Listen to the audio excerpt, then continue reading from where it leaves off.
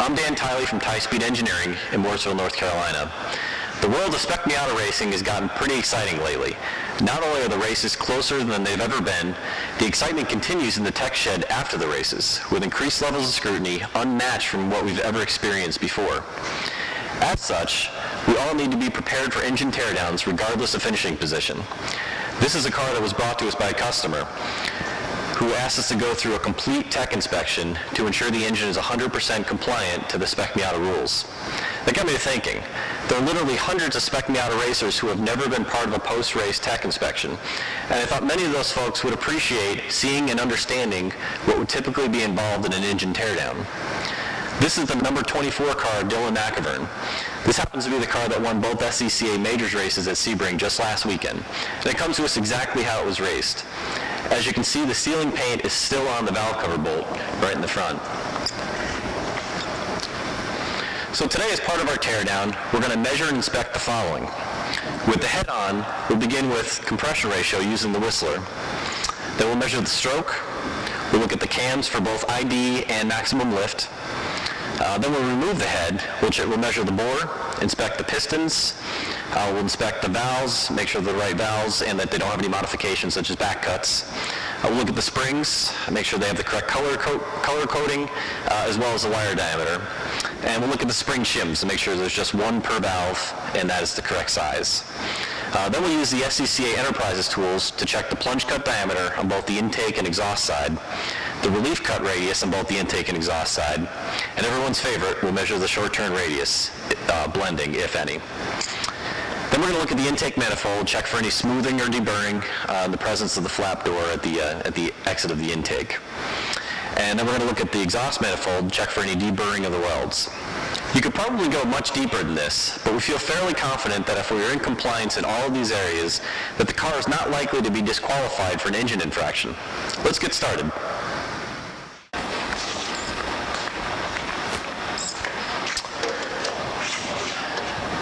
So the new Whistler procedure that was updated last year requires that the valve cover is removed for a more accurate reading. So we're going to start by removing the valve cover. Now on the BBT engines, they have this oil line that feeds the oil control valve. So we will need to remove the bolt at the rear of it with a 19 millimeter wrench. And we'll also need to pull the coils off.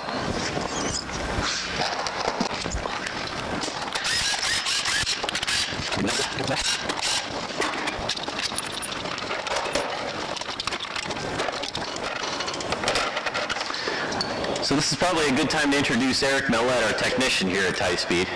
So he'll be in and out throughout the video while we do this teardown.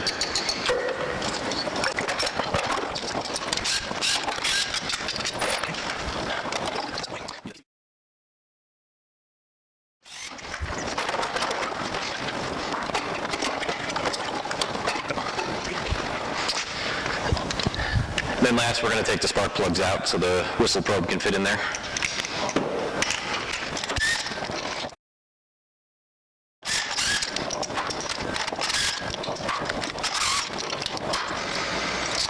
And with that, we're ready to whistle.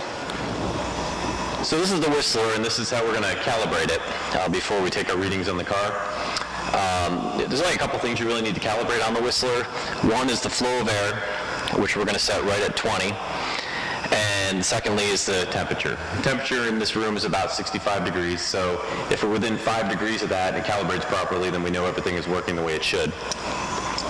So the Whistler comes with this calibration model, which in this case, each one is unique, but in this case, this one is a 12.8, and it simulates the compression ratio or the compressed volume of a 350 Chevrolet. So first we'll set this at 20. We're going to set our temperature. The temperature defaults to 60 degrees. Like I said, it's about 65 in here. So I'm going to set it first at 65, and then we'll check our reading. And right now we are at 12.8, flickers 12.7 to 12.8, so that's about as good as we're going to get. So that is now calibrated at 65 degrees. Now the engine is at ambient temperature. It has not been run, so there's no need to calibrate any further. We'll just use the same temperature setting.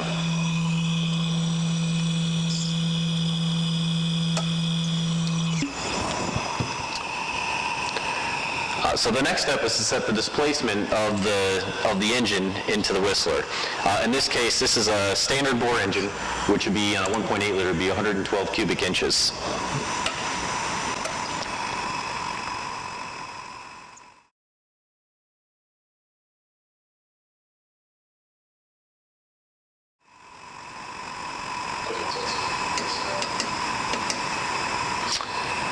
Okay, so we've got that set at 112. The next thing is to set the number of cylinders to 4. And now we're ready to check compression ratio. So we have the Whistler calibrated, ready to go.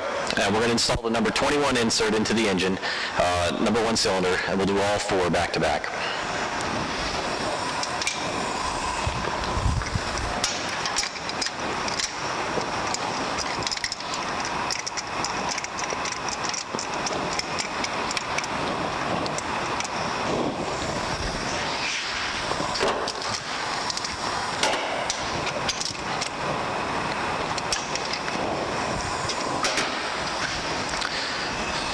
So insert the probe. Make sure the airflow is still at 20. We've already calibrated the temperature. And then we just rotate the engine until it gets to the highest number on the Whistler, which would be a top dead center.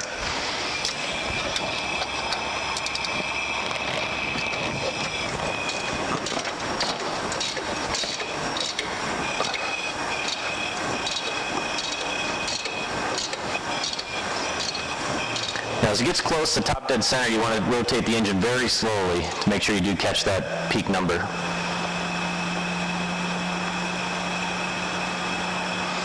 And it'll rise, and then eventually start falling.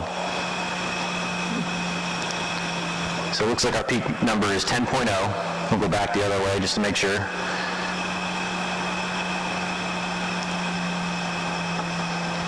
So number 1 looks good. We'll go to number 2.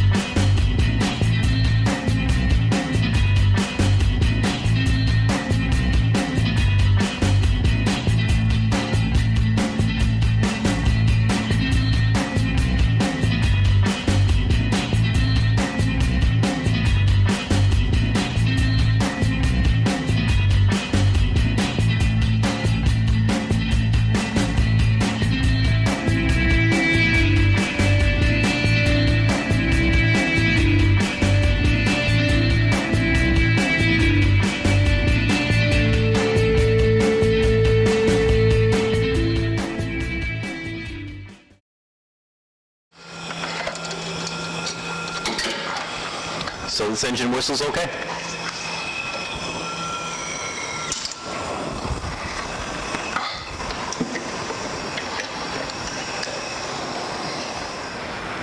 So next we're going to measure the stroke of this engine.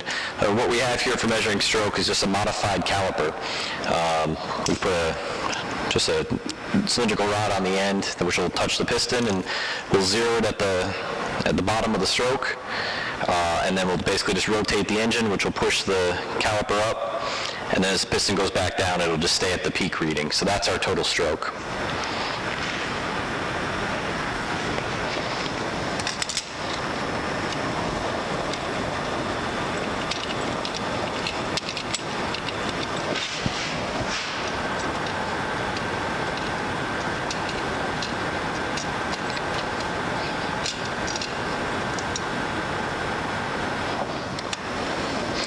What we'll do is just rotate the engine to get it to the bottom of the stroke, and we can tell it's at the bottom when the reading here is at its maximum. We'll put a little bit of downward pressure on the gauge.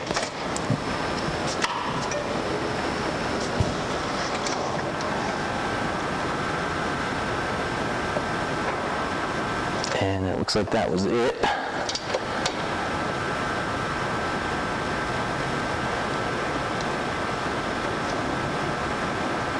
Okay, so we'll zero the gauge there. and then just rotate the crank until we get just past top dead center.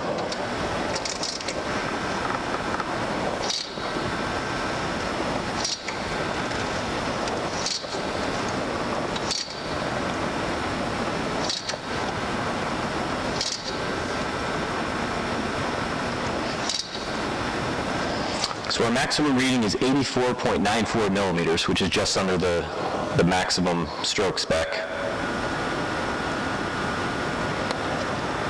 which it looks like it's about 0.03 of an inch under the max spec.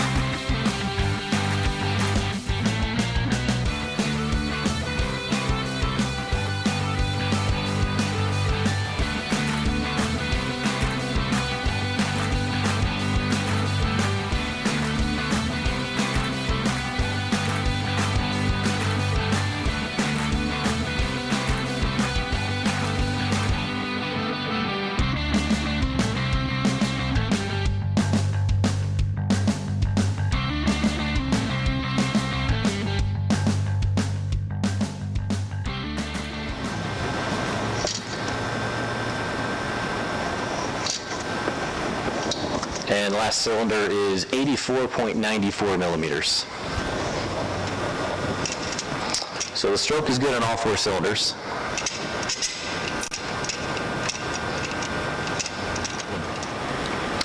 So the first thing that we're going to look for when we pull the valve cover is the IDs on the cams. 2001 Miata, it should have a 6D intake cam and a 4W exhaust cam. These are straight from the factory. Now the maximum lift is all we're really able to measure here with the dial indicator, is 369 thousandths plus a 3 thousandths tolerance is what they allow. And then on the exhaust side, it's 348 again plus a 3 thousandths tolerance, allowing for 351. So we'll take our measurements now. So next we're going to measure the cam lift. Obviously this isn't a replacement for doing a full cam doctor measurement, but at least it gives you an idea that the cam's intent is to be legal. So we'll measure both the intake and exhaust cams for maximum lift. This is just a plate that we're going to bolt down to the head as a surface for a dial indicator with a magnetic base.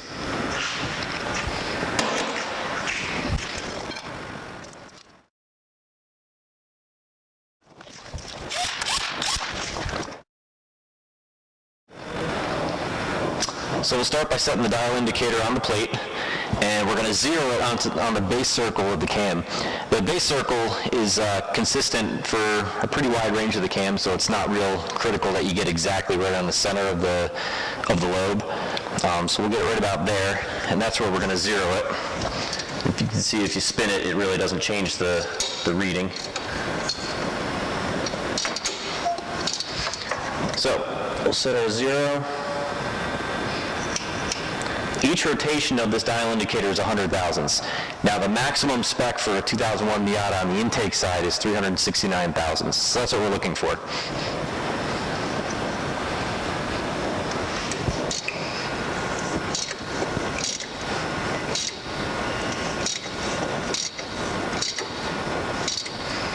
Here's 100, 200, 300. And just under 69, looks like it was about 68.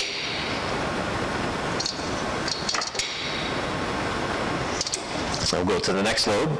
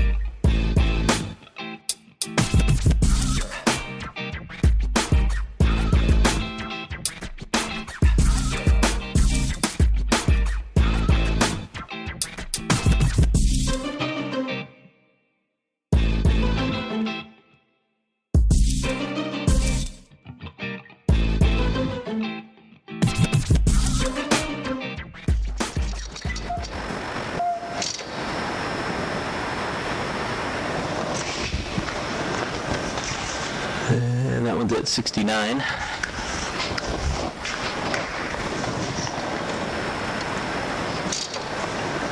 So that's it on the intake side, so now we'll move to the exhaust side.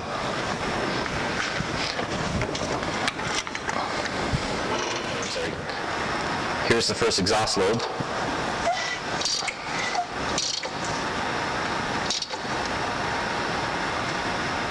Why is it sticking?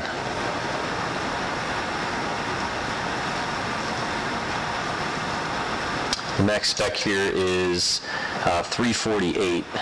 Looks like that one was 346. No, there it goes. Just under 348.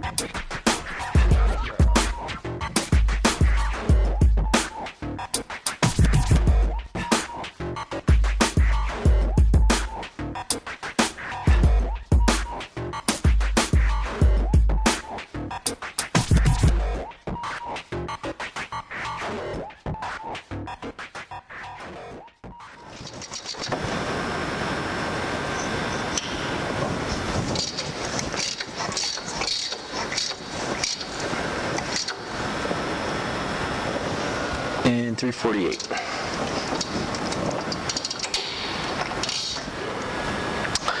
So at this point, we've measured compression ratio with the Whistler, we've measured the stroke, and we've also measured our cam maximum lifts.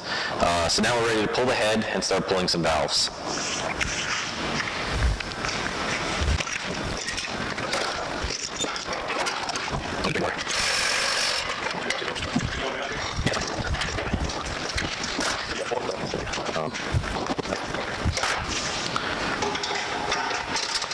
So we only need to drain about a gallon of water out of the car. We don't need to touch the oil. Just basically get the water level down below the head.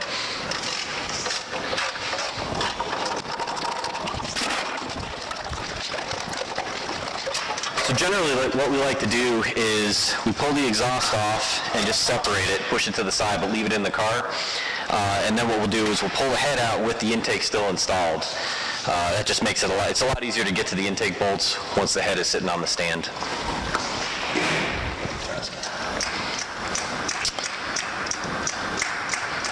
So we've got the timing belt loose and all the water hoses, vacuum lines removed. So at this point we're ready to crack the bolts loose on the head. So what you want to do is, in order to save the head and keep it from warping, you want to loosen, basically just crack the bolts about a quarter turn, spiraling outward in. So you're going to start on the outboard bolts first and then work your way in, just cracking them loose about a quarter turn. And to do that you need a 12 millimeter socket.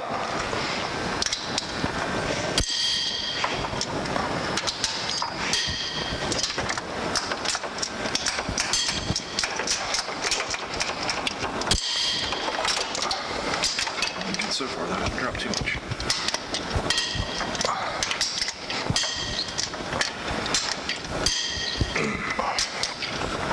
I'm swearing might convince here in a second. Then once you've cracked them loose, you can just use an impact wrench to remove them.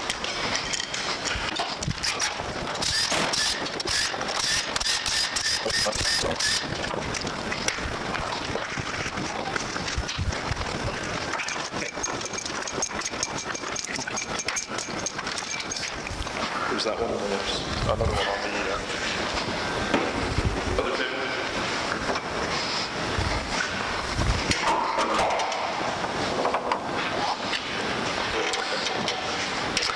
So it's going to take two people to lift the intake and the head out of the car. So what we usually do is lower the prop rod down to this hole down here. Go ahead, pull it down. That way it keeps it out of your way so you can lift the head out of the car. We've also put this green towel here because what we're going to do is we're going to lift the whole assembly up here, set it down. If there's any lines that we'd miss or anything, it's a good time to do it, but hopefully we can just set it down, readjust, and then pull the head out of the car.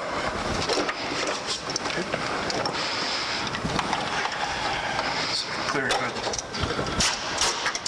Very good, okay. Ready? Ready when you are. 1, 2, 3. Oh, that hurt. Okay. 1, 2, 3. Carry it over to this table here.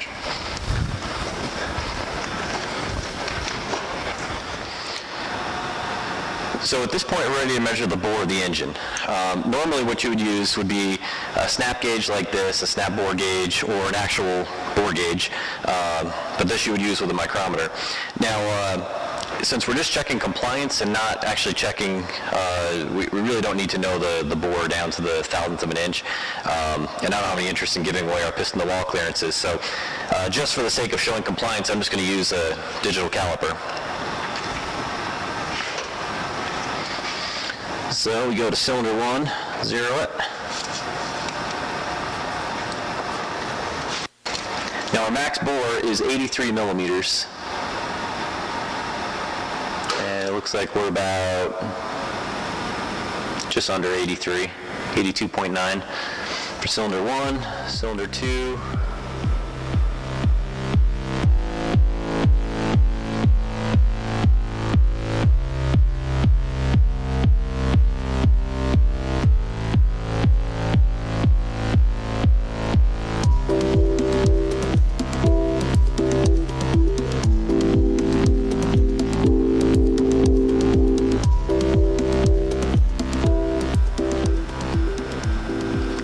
As well. So the next thing I'd like to show is that these are stock Mazda pistons, and what I can do is I'll rotate the assembly, so 2 and 3 are at top dead center, or near close to it, and what we'll do is we'll just compare it to a brand new Mazda piston right out of the box. Now the 01s look a little bit different than the 99 pistons. You'll notice that the top is as cast, whereas the 99 piston would have a fully machined top surface. The dome is about 2 cc's higher on an 01 engine versus a 99, which the reason for that is to get the higher compression ratio, the 9.5 up to 10.0. This is where that actually comes from, is this raised dome. But as you can see, it's the same piston, net orientation. And the other thing to note is this car is labeled as a standard bore car, and the way you'd be able to tell for sure, other than obviously the bore measurement, is the new overbore pistons, which would be one of these here. This is a 10 thousandths or 20.25 millimeter overbore. Actually has a 25 on the top of the piston surface, and you don't see that here. It would be right there. So it appears these pistons are compliant. So at this point, we've got the head out of the car and onto this table. First of all, I can assure you that the table you have at the track won't look anything like this. It will be dirty. This is if you get a table at all. You may be on the ground. But in this case, we have a nice clean table, piece of cardboard to work on, and now we can begin our disassembly of the head. So we're going to start by pulling the intake off, which again is a lot easier on the stand than it is in the car. It's very difficult to get to the intake bolts while it's in the car, so we just pull it off in one piece. So yeah, we'll start by pulling off the intake. From there, we'll pull out the cams, and then we'll start disassembling the head.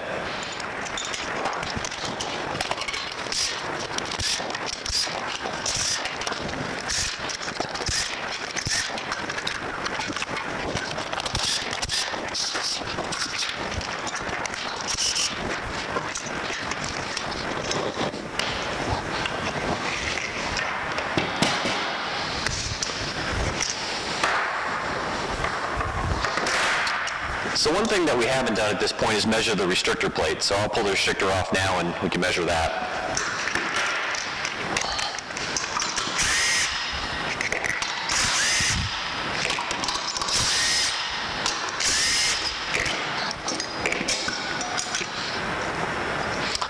So here's the plate off of this car. One thing that the SCCA is being very strict about is that you do have the SCCA Enterprises labeled plate. They're specifically stamped and all numbered with the correct size. So this is, again, an 01 engine, so we're expecting a 40 millimeter bore. I'll bring this up to the camera a little closer.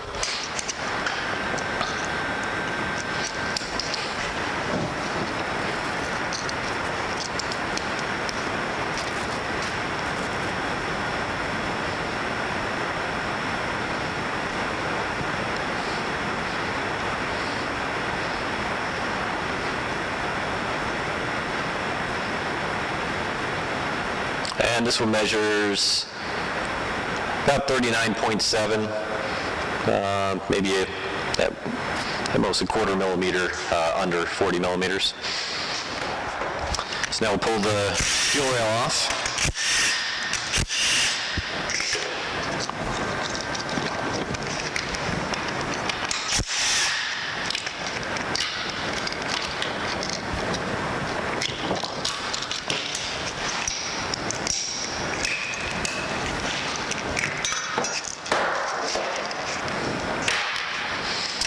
Another thing to look for, the Owen injectors are purple. Usually they're old 100,000 mile injectors that have been flowed and balanced, so they will be a little bit discolored, but purple is the color you look for on the 01s. The 99s will be a maroonish red color.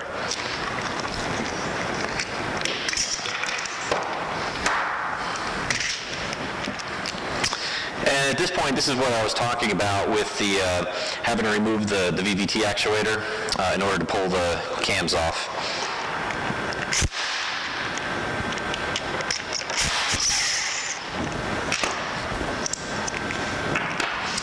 And you'll need a 17 millimeter socket to pull the puck off.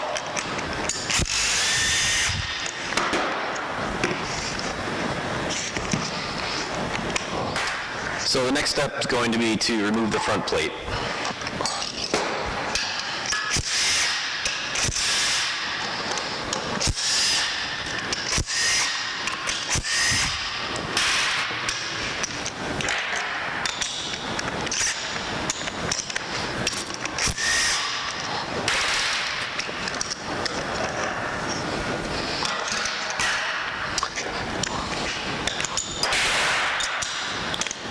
Then we'll take the water necks off.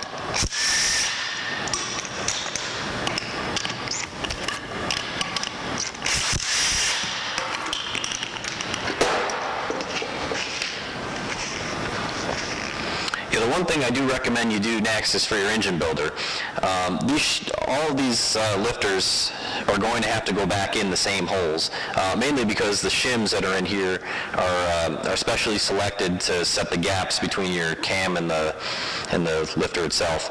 So yeah, first thing I usually do is just spray a little brake cleaner on a rag or paper towel, get the oil off of it.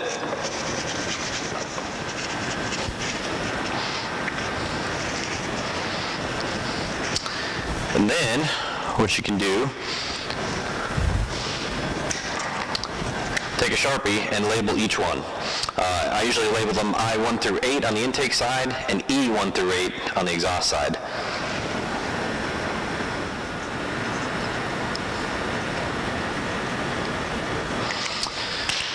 And after that, I just have a rubber tipped magnet and you can pull them all out.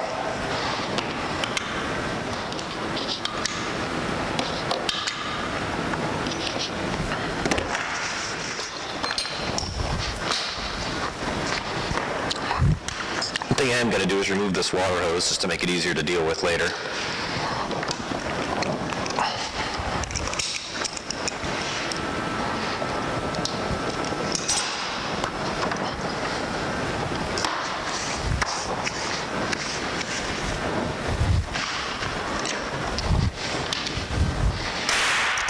And we'll pull the sensor out to keep it from getting damaged.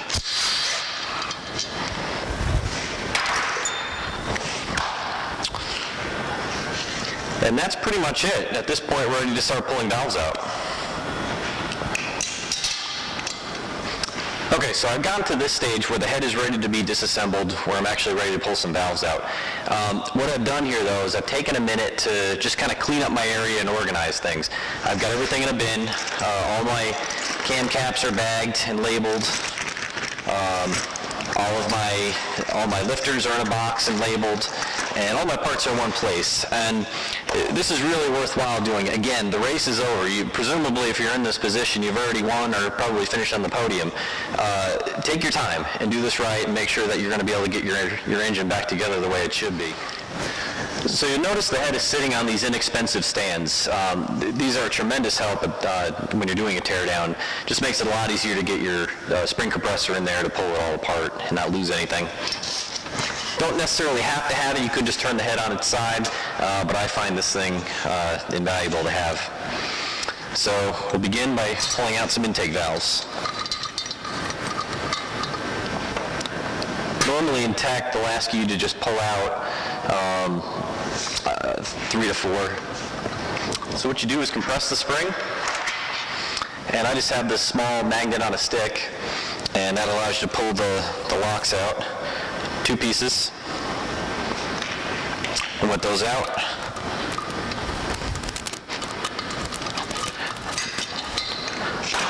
that allows the spring retainer to be loose along with the spring. So I'll do that all the way across on the entire intake set.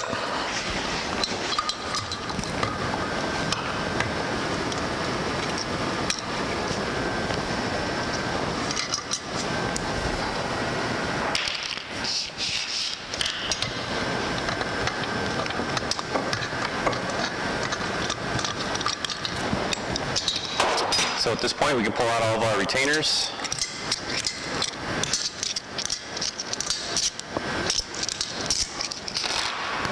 And all of our springs. Now note that the spring for the 2001, it's a little tough to see on these once they get used, but there would actually be yellow paint on the top of these springs. So what we'll actually do is I'll compare it to a brand new spring, and we'll just take a measurement of the wire diameter. That would indicate that it is actually the same spring and the correct spring for the car. Actually, this one you can see a little bit of the yellow paint still on there.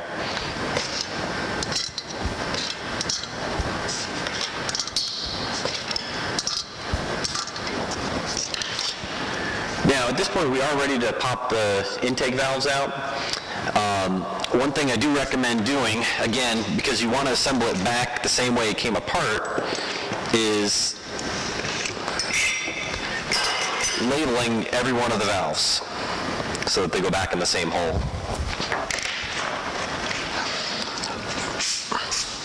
A little bit of brake clean on the valves helps the Sharpie to be able to write on it.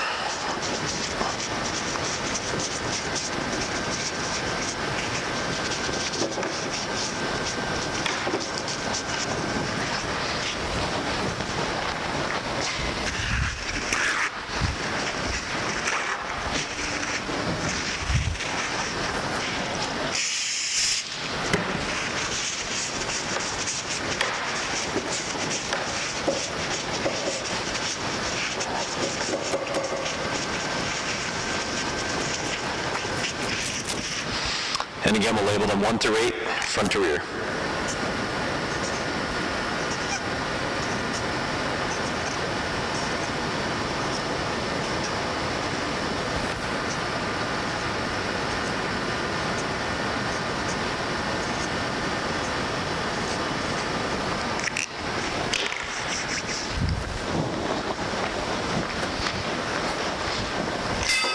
Okay, now we'll prepare the exhaust valves to be removed.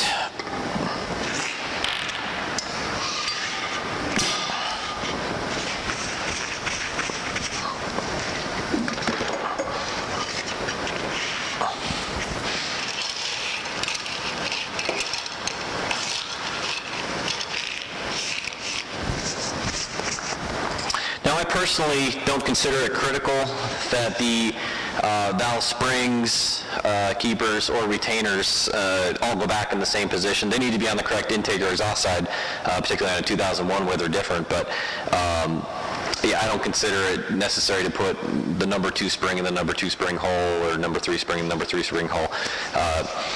It is critical, however, for the valves.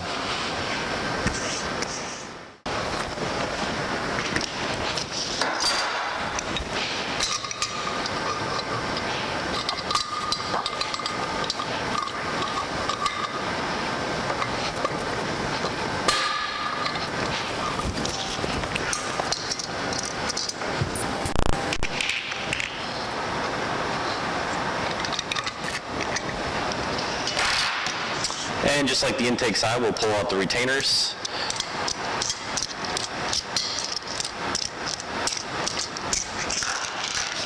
And the springs. Yeah, one interesting thing about the paint is oftentimes when you first start a brand new engine with new valve springs, you'll actually see the green paint flakes in your oil filter. When you cut your first oil filter, you'll see some green flakes from this paint.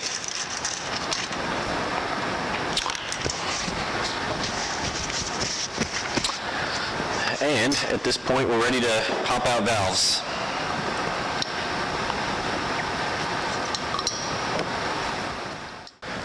Okay, so at this point, we've got all of our valves out of the head, and we'll inspect the valves and the springs to make sure that everything's compliant there.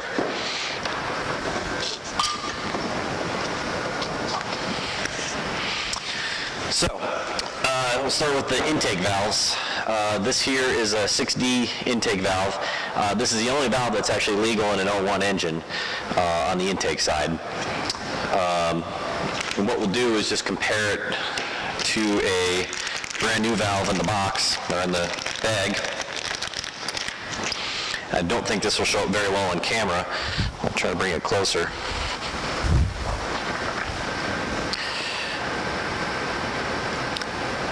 But as you can see, they both have the 6D indication, and really what you would commonly see if you had a valve that was modified would be a back cut. And here's the stock valve out of the box. You can see it's just a single surface. And here's one of the valves that came out of this car, obviously carboned from being used, but just one surface, no back cut. So on the exhaust side, same deal as the intake side. What we'll do is we'll just compare it to a brand new valve and still in the bag. Now the 01 engines, you can actually run 2 different exhaust valves. Both are legal because both are produced for these model year cars. This one in particular happens to have a 4W exhaust valve, but also a 6F would be legal. So again, I'll pull this close to the camera. And you can see they both have the 4W specification and just a single surface with no back cut on this corner.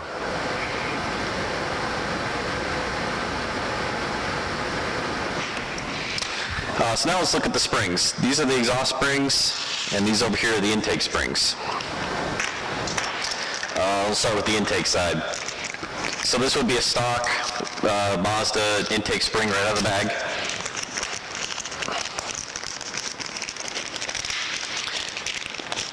So right out of the bag, you would have a yellow paint designation. Again, the presence of paint or not really doesn't matter as long as the spring measures correctly. So you can see just by appearance, they are the same size, but we'll take a few measurements.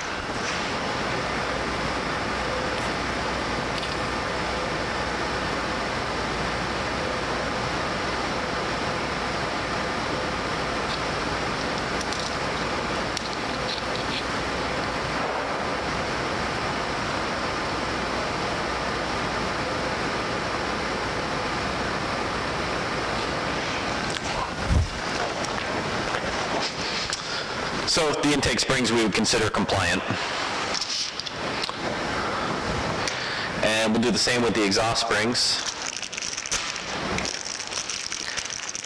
Now on a 99, both the intake and exhaust springs are exactly the same. They both actually use the exhaust side spring similar to an 01.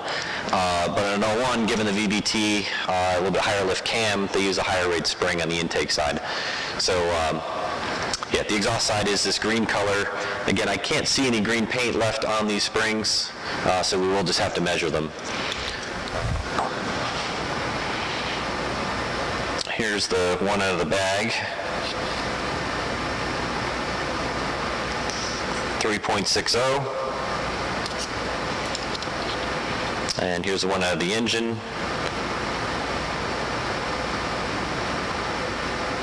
3.62. Again, close enough.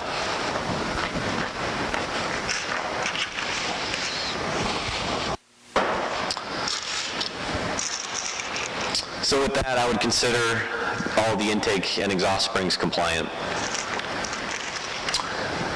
Okay, one thing we still haven't done is pulled out all the spring shims. Underneath each spring, there is a small steel shim, and basically what it does, it just acts as an isolator between the spring and the aluminum head to keep it from galling up the aluminum. It's imperative that there's only one shim in each head, and that it does meet the manufacturer's thickness, which I believe is 20 thousandths. We'll check this one, or 0.5 millimeter. Yeah, this one's 0.52 millimeters.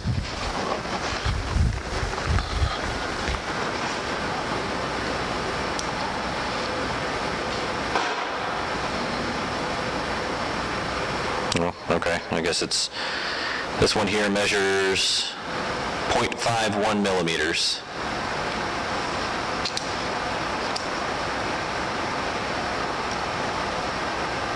With an OD of 25.39.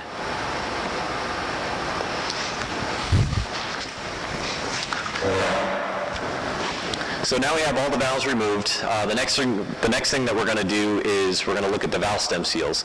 Now the rules specifically require that you do have to run Mazda branded valve stem seals. So here's a package here directly from Mazda, and we'll compare those to the ones in this head. So we'll start off, put these in front of the camera. You'll notice that the exhaust side valve stem seals have kind of a greenish color to them, whereas the intake side have this grayish color.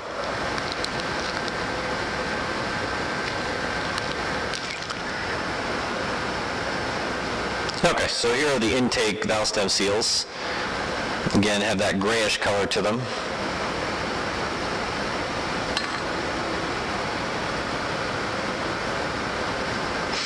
And here are the exhaust side valve stem seals.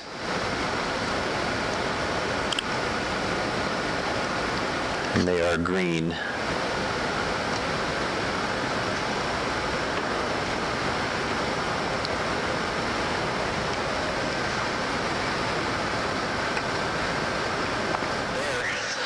At this point, we're ready to start measuring the throat and relief cuts.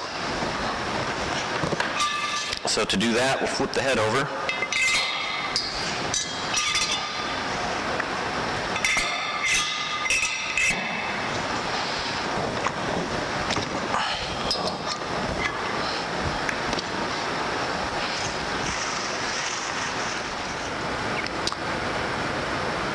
So the next thing that we're going to measure is the depths of the plunge cut.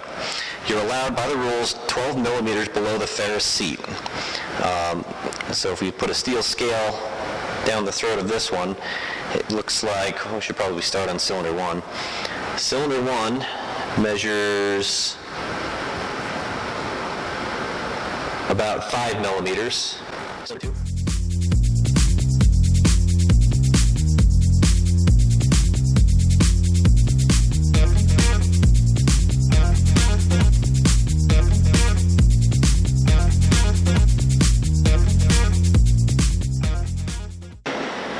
So at this point, now that we've measured the depth of our plunge cuts, we're going to measure the diameter of the throat as well as the radius of the relief cuts.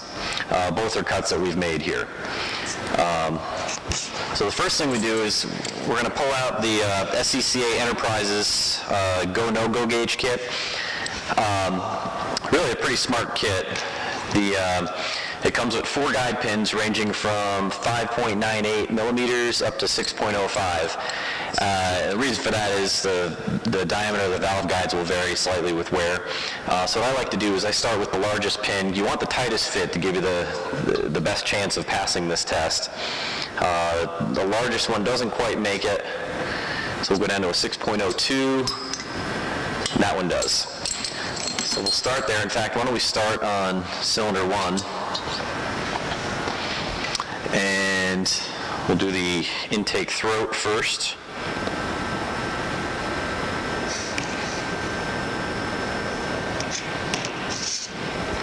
Okay, so here's the intake throat. The intake throat spec is 1.178 inches, and the tool measures just slightly over that. So if the tool drops in, it's definitely been cut oversize. So we'll try it in a couple different spots, but yeah, the tool definitely does not drop in, so our throat size is okay. And then we'll measure the relief cut diameter. And again, the tool should not drop in anywhere where there's an actual cut. Obviously, when you go past the cut, it is going to drop in. But anywhere there's a cut, it should hit and not fall in. So we'll go to cylinder 2. Start with the throat.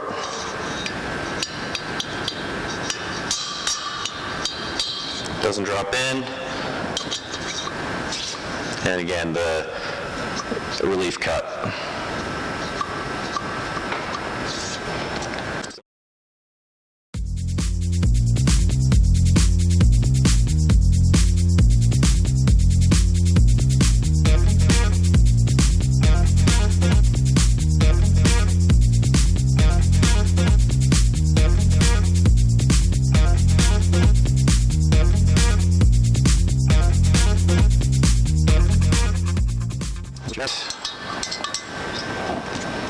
Throat.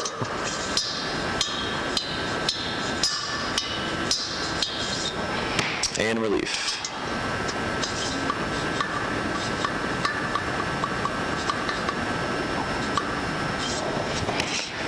So we're all good on our intake side, and we'll flip it around.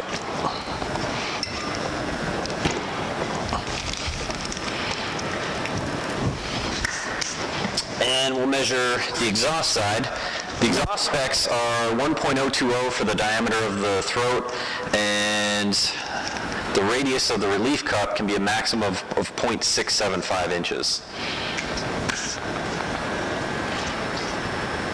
Again, that pilot feels like it fits pretty tight. Put it on the right side. Valve 1's actually over here now. Looks like I might be able to put the larger guide in. Nope. Same one. So again, we'll start with the throat. This is valve number 1. No problem. And the exhaust relief.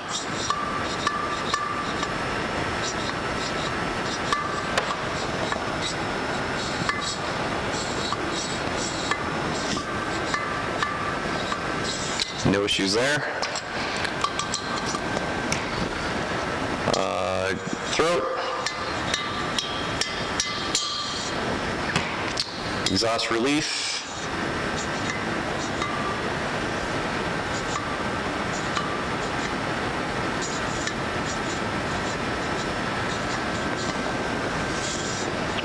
No problem.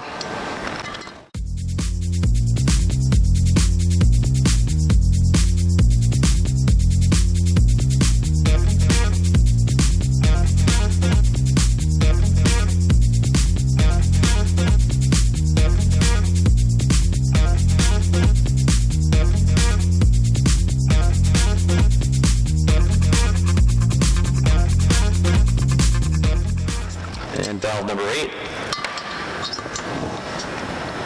Throat.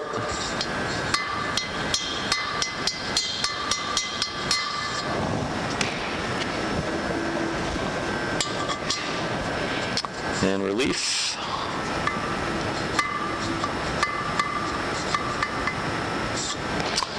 So we're all good on the go, no-go gauges. So the next thing we're going to do is measure the short turn radius on the intake valve side.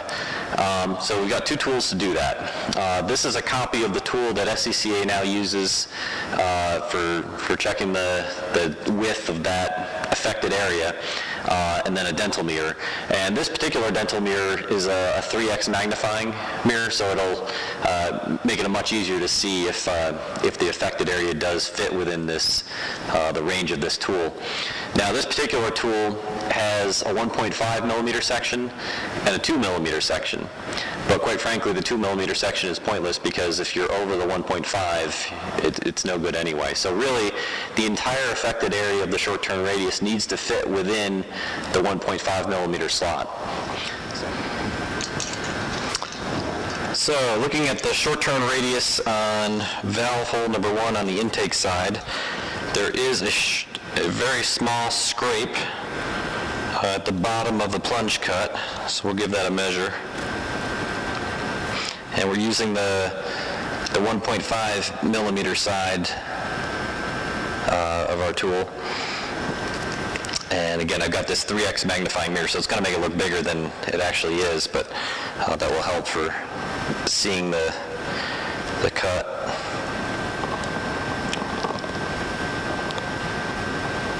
And not sure how well that's going to show up on camera, but that's about a millimeter of deburr area.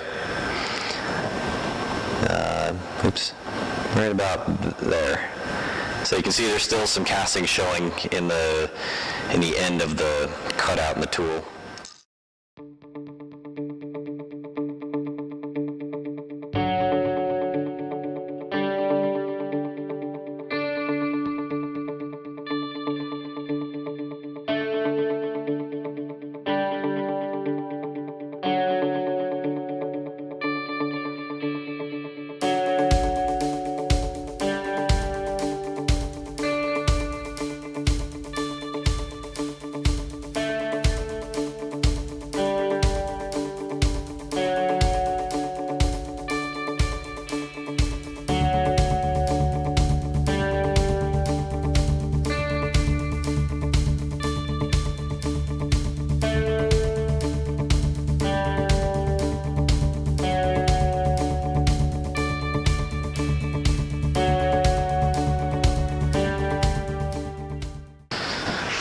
Okay, so at this point, we have measured this head completely from start to finish.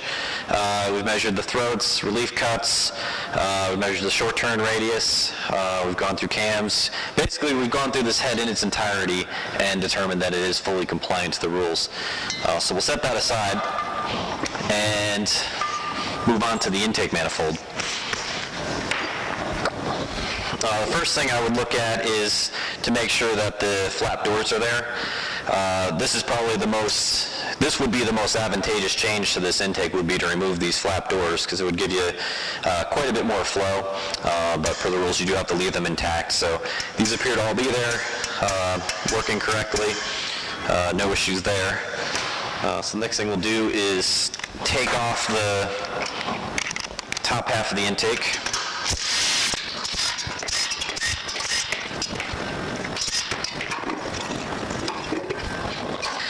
And what we'd be looking for here is any modification to the casting, any grinding. It should be a completely cast surface internally with the exception of this machine flat surface, for the mating surface. So I'll bring that closer to the camera.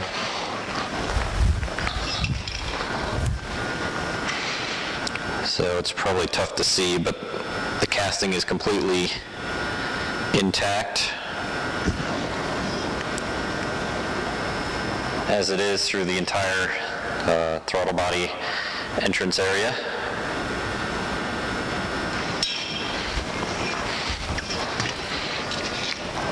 And then the same for the bottom half of the intake. Again, looking for any sort of modification or grinding, and there's certainly none to be found. One interesting note is the The 2001 intakes do have a machined area that goes about an inch into the intake here, and that's just a machine zone to make sure the doors close properly. But beyond that inch, it should be a fully cast surface. And then lastly, the throttle body. This is actually the one, of course, that was at Sebring, and it still has the paint seal on it, but completely stock, no apparent modifications. These are machined, so it's not a cast surface, but yeah, it appears to be unmodified. So the last thing that we're going to look at is the exhaust manifold. The most typical modification that someone would make to an exhaust manifold, particularly in a 2001 where it's a welded tubular manifold, would be to grind off the welds where it meets the head. That's your restriction right there. So it appears that all these welds are unmodified, completely intact. And I'll zoom the camera in on them. But yeah, there's no flat spots or anything like that on there.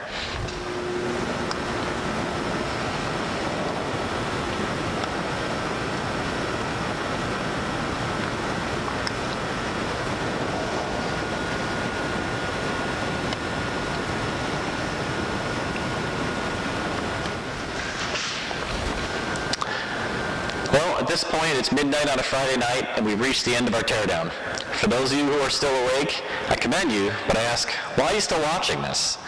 I at minimum hope you have some interest in the Spec Miata racing class. The main goal of this video was to give racers in the Spec Miata community an idea of what they can likely expect as part of a trackside teardown, which we expect to be much more prevalent in the 2015 racing season. So imagine basically everything that you just saw, only a lot dirtier and a lot more chaotic. I would like to take a moment to thank Eric Millette, who burned the midnight oil with me as a cameraman for the first half of the video, as well as helping me with some of the wrenching. I would also like to thank my wife Becky and daughter Ava, who were kind enough to bring us pizza and beer on a Friday night when we probably should have been out having fun together. One final note. We don't intend for this video to be a replacement for an actual trackside teardown. In fact, a runoffs level teardown would likely go much deeper into the bottom end, right down to weighing piston and rod assemblies. After completing the teardown, we do feel confident in sending the owner of this car to the track, where he can race not without the worry of being torn down, but with the assurance that his engine is fully compliant. If you have any questions regarding anything that you've seen in this video, I encourage you to call me or email me directly. This is what we love to do here at High Speed, and we'd love to speak with you about your racing ventures. With that, I look forward to seeing you at the track.